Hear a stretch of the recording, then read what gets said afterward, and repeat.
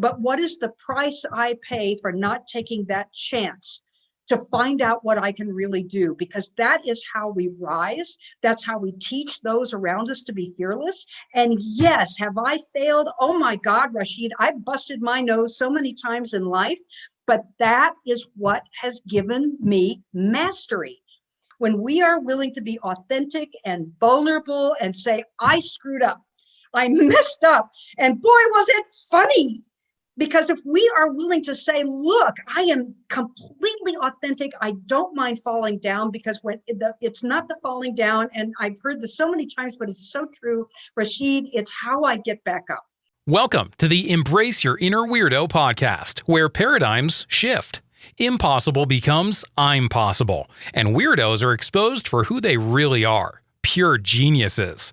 With your host, who walked from Chicago to LA just because he could, the one and only Mr. Weirdo, aka Rashid Huda.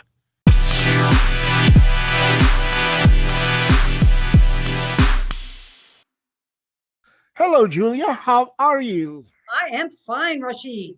So where are you right now? I am in Eugene, Oregon, in my lovely warm kitchen, surrounded by October leaves on the ground and a lot of squirrels going after my bird food. For those who don't know who you are, give us a brief 2 to 3 minute rundown on who Julia Hubble is. That is a work in progress, Rashid. And for all the time that you have been watching me write on medium.com, which is how you and I got connected with each other, Right. I have been evolving, not only as a person, but professionally.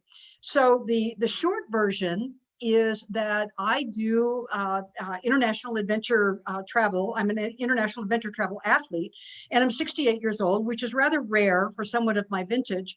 And so I ride horses all over the world. I skydive, bungee jump, scuba dive. I paddle. I've paddled in the Arctic Ocean. I've done about 50 trips since I turned 60. So the main thing I do is adventure travel. And then dovetailing with that, I also write about it. And my purpose in writing about it is that I support getting people off the couch and at least moving around the room to find their socks. And if I can get people moving, getting interested in being active, then I've done exactly what I came here to do. But I'm willing to take those extra chances and do wild and crazy things in the world because it's fun for me as an athlete. And I'm not a natural athlete, but that's what I do. I write and I promote fitness after 50. And my probably the greatest time I'm the happiest when I am riding a crazy horse across the African